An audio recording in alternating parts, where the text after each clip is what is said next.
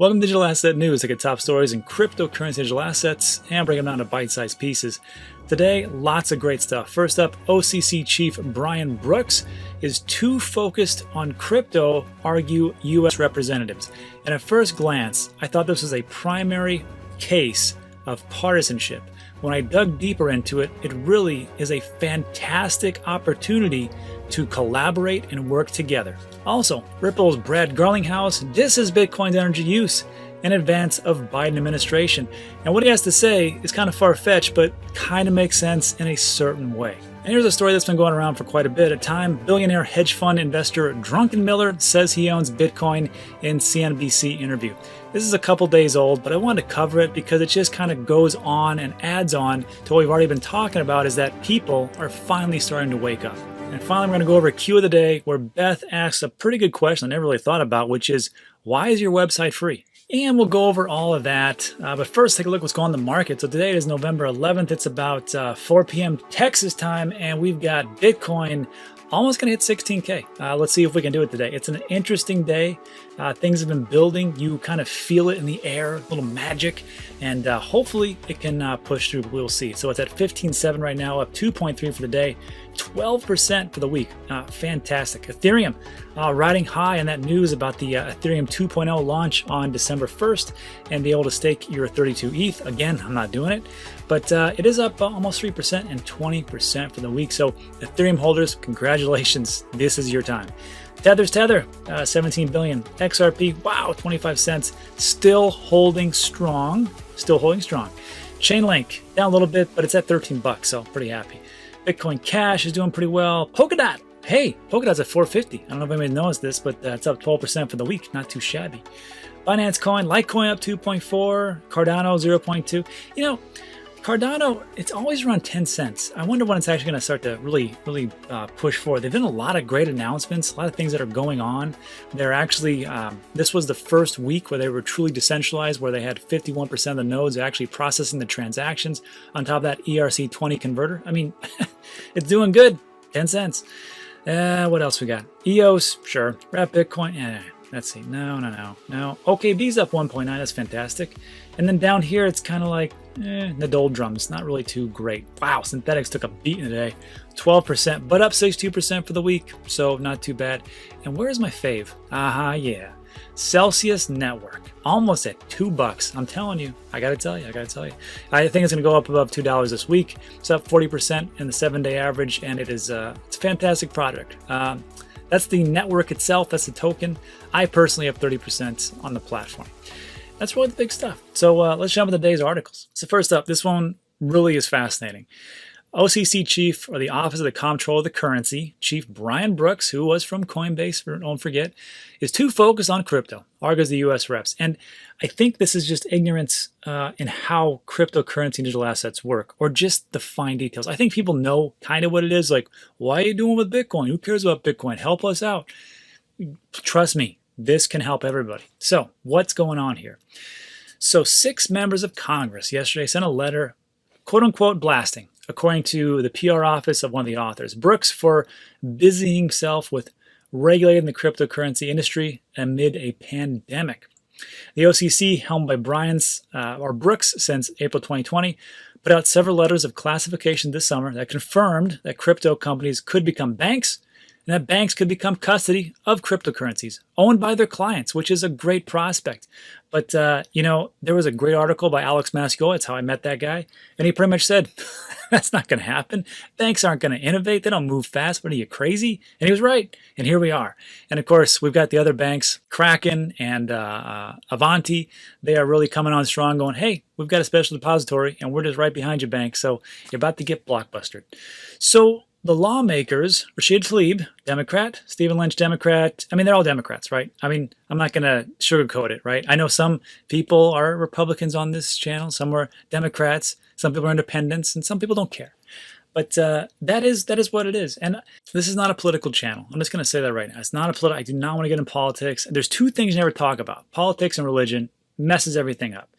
So when I first read this, I'm like, man, what is wrong with these people? But when I got into it, I'm like, oh, this isn't what's wrong with them. They just don't know. They just don't get it. This is a perfect opportunity to bring everybody together and like, I hear your concerns. I know exactly what you're saying. I need a little bit of help of what you're really trying to say, and here's where I think we can help, and let's meet in the middle. This, I'm telling you right now, perfect opportunity. Hopefully Brian gets it. So we'll move down.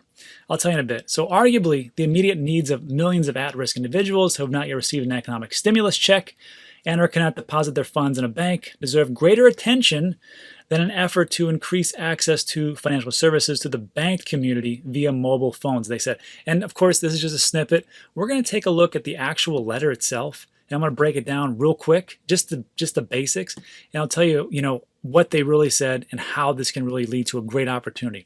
The members of Congress further said focus on crypto overlooks issues facing small and minority-owned institutions exacerbated by the coronavirus pandemic. And of course, you read that, you're like, they're just doing their own thing. And look, this is what they said. So this is great. So here was the letter that was put out yesterday to Brooks. And of course, it was all that group that put it out there. And they said, hey, we urge the comptroller to seriously reconsider the implications of a unilateral approach. So what they're saying is, hey, don't just go off on by yourself. Let us all talk about it. Maybe we can help each other. And instead, invite the OCC to collaborate with other regulators and Congress on these issues. Basically, what they're saying is like, let us just sit at the table. We just want to talk. According to the most recent FDIC survey conducted in 2017, 6.5% of Americans are unbanked and 18% of Americans are underbanked. That's a problem. And then, of course, of these, 66 minority bank closures represent 30% of all minority banks, which is what they're saying. That's the statistic. Great. We believe there's an imminent danger that while seeking to serve those already banked, i.e. me and you, people who are investing in cryptocurrency assets, with better payment options, we may be overlooking opportunities for assisting the unbanked and underbanked to participate in the economy and the banking system. So I'm going to stop right there. What does that sound like? That sounds like the exact same things cryptocurrencies and digital assets are trying to do. Help the underbanked and the unbanked. I mean, Stellar's always talking about it anyhow. And then when we talk about cell phones, I had on Minute from Votes. And because we were talking about how does this all work as far as like voting, because I mean, underprivileged people, how's that work out? He's like, well, it's kind of weird because in the United States, we have a lot of people who have access to cell phones, but they don't have access to a lot of other things because cell phones are cheaper than what it was back in the heyday or back in the day. So again, if you are underbanked or you can't get banked or you don't have the documentation, but guess what? You do have a cell phone. What can you do? Well, you can buy cryptocurrency digital assets. And then some people will say, well, how do you do that? Because don't you have to have a bank attached to the app or whatnot? Well, here's how they do it in Africa. They go to convenience stores, they fork over their money, they get a card, a prepaid debit card. That prepaid debit card they put into the system, and that's what they use to buy cryptocurrencies. The same type of thing could be happening here. And on top of that, all the different problems that we had with getting all that money, which is a lot of money when we do it for the stimulus checks, well, guess what? Wouldn't it be fantastic if we didn't have to go through the banking system, which is archaic and slow anyhow, and just go, hey, we had this on a distributed ledger and we can get it out to you way faster than what it's going to take. Oh, and another thing is if you have problems getting it, or if there's different issues with your tax records because whatever reason, well, that's okay because at least we have your phone. Now, again, some people are going to say, hey, I don't want big pharma or big pharma. I don't want Big Brother knowing exactly everything I'm into. Sure, maybe you don't have to. Maybe there's a middle ground. But again, when I read this type of thing, I'm like, I just don't think they get it. They hear Bitcoin, and again, it's just like everybody else out there, like, oh, Bitcoin's going up. It's a stock. Really, that's how people think of Bitcoin, just like a stock. Trust me, I was talking to my brother. He's an idiot, and that's all he thinks about. So if they understand how everything works, this is just where education comes in. Anyhow, small minority-owned financial institutions continue to face a deposit crisis, exactly what we were just talking about before. Moving down, we also question whether there is an appropriate priority for the OCC in the midst of this pandemic. And again, so they're saying, like, why should you deal with that when you have all these different archaic old banks that really need to have a liquidity crisis, and you should work on that. But they don't get it. They don't get it right now. We can do both. We can do both, but this is the future, and this is how we should move forward. And that's what the beauty of Brian being in there. He's got a golden opportunity to bring everybody together and go, look, this is why. Here's education. Here's what we're going to do. And I remember he was on He was on Unchained with Laura Shin, and he talked about they have this this education series on their site. So I'm like, just send them the site.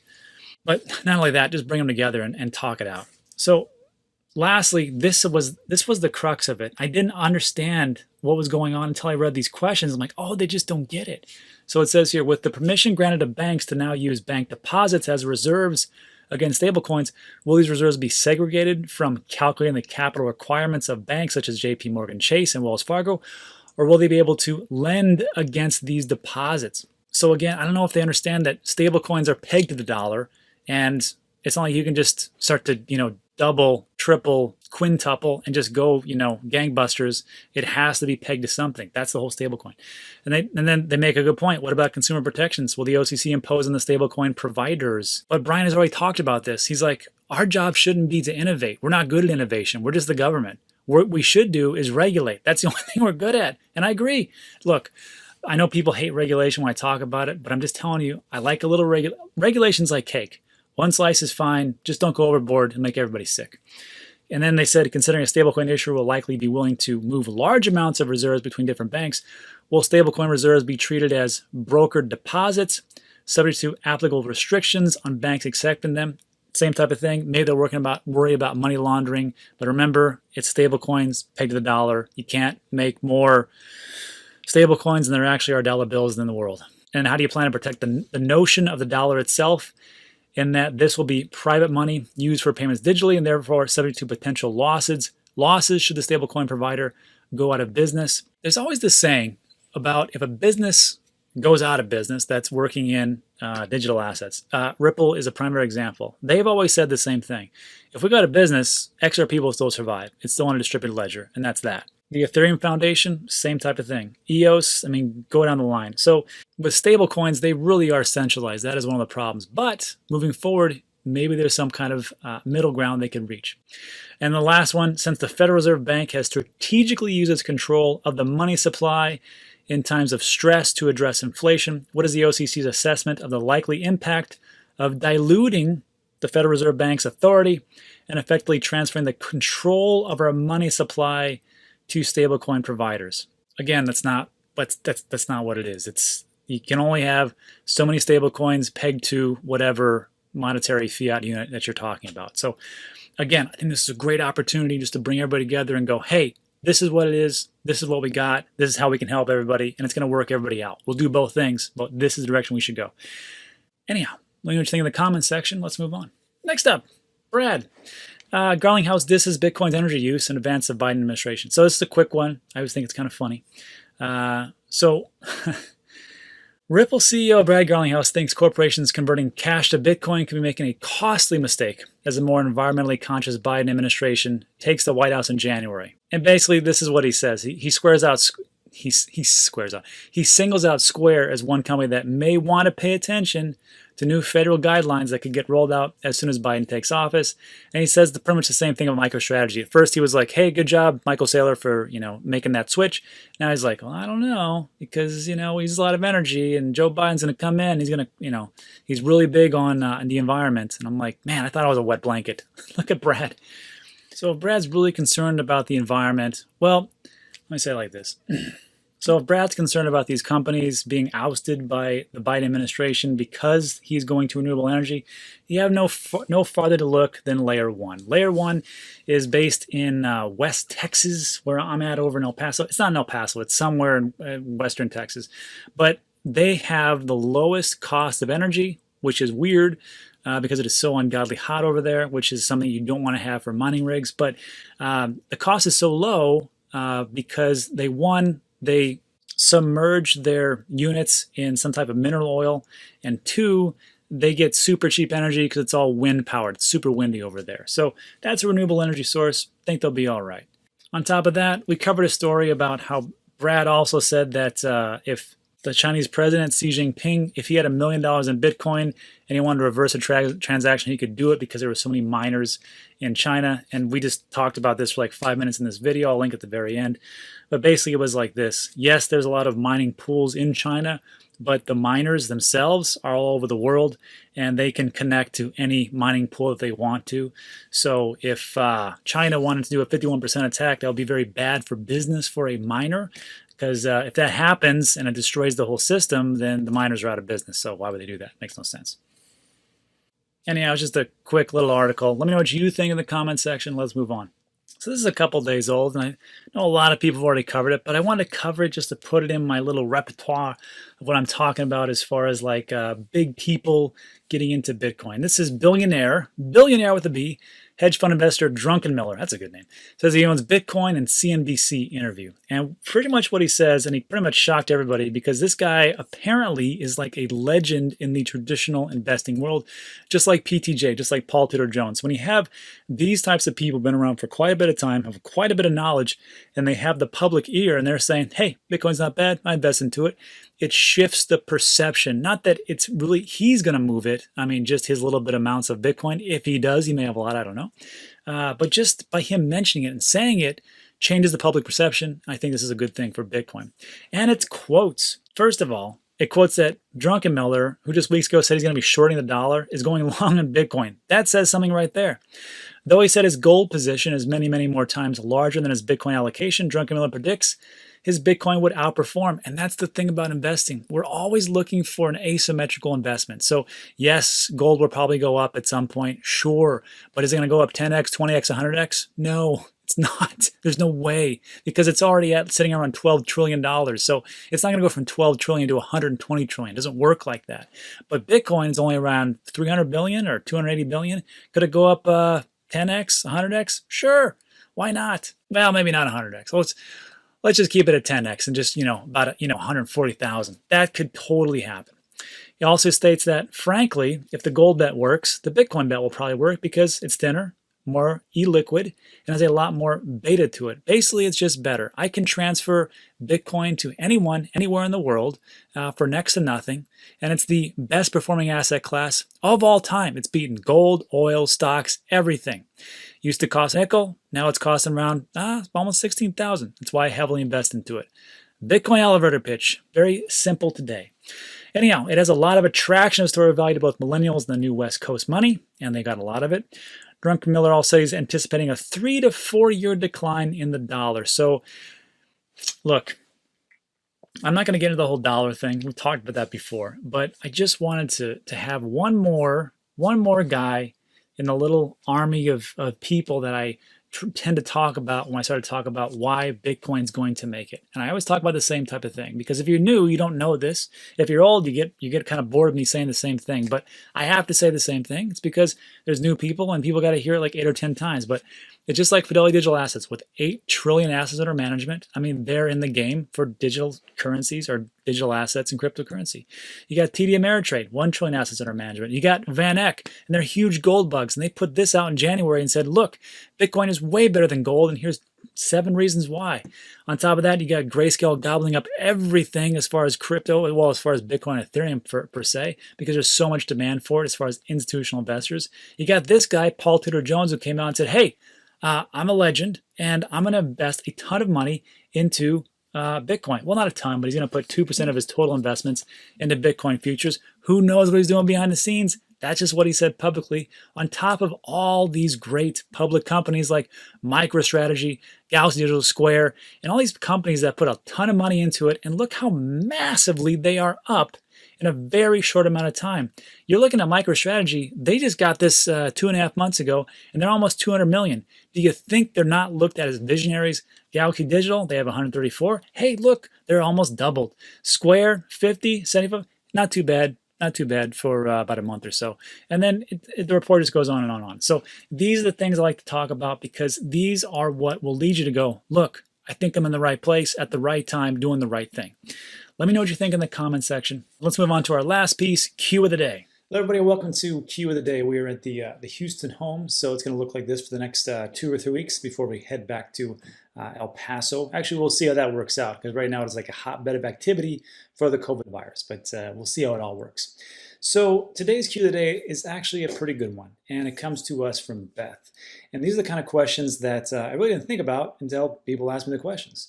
And so she states, hey Rob, thanks for offering your website and free course resources for learning the how-tos of cryptocurrency assets investing. I've signed up. Congratulations. Fantastic. And everybody, just so you know, it's 100% free. So if you want to sign up, DanTeachesCrypto.com. So she says, I can't quiet my curiosity and I cannot find the answer on your website. So I'll come out and ask you, why are your courses free? I'm wondering if you're offering this for free as a beta testing scenario for future monetization, or I don't know what's going on. I tried to find a mission statement that describes the impetus for this huge undertaking, but I didn't find one. Also didn't find any mention of affiliate or partnerships remuneration. No obvious ones anyway. I listen to each and every episode of Dan, so I'll watch and listen to see if you offer the answers.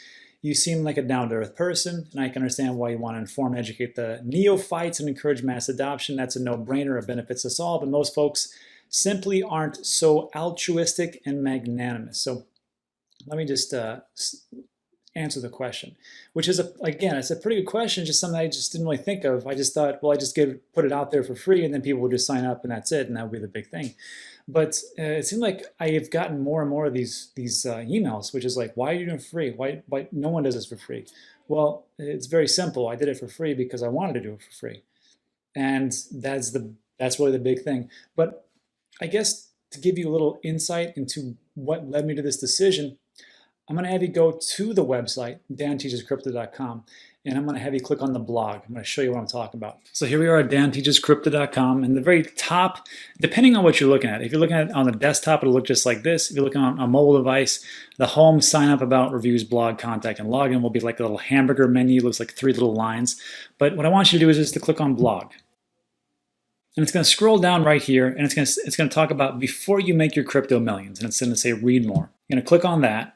So this is going to be a blog post. It's one of 2 that I have in there right now. The other one's just about unstoppable domains and emails, but this is the main one.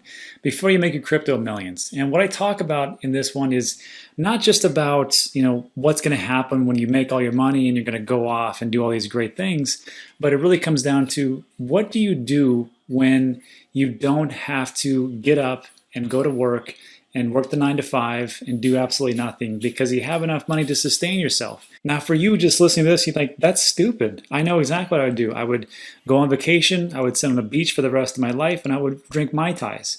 Well, I'm here to tell you, it's not how it's going to work. People need a driving force. People need something to look forward to. People need things and goals in their life. And I'm going to tell you right now, there's a lot of instances where you're going to look back and go, man, I wish I would have known this. So I wrote this article for you, the person who's, if you're listening to this right now and you're investing any amount into cryptocurrency and digital assets, in the next 20 years, I'm pretty sure you're going to be a millionaire. Now, this is not financial advice. This is just my personal opinion. But there's a lot of examples where I talk about myself personally, about how I went down a pretty rough path for a while and how I got out of it. But I just want you to read that real quick, and it'll pretty much explain to you why I made everything for free in this section. Also, I get emails like this, which I didn't really expect these, but I really am appreciative of them.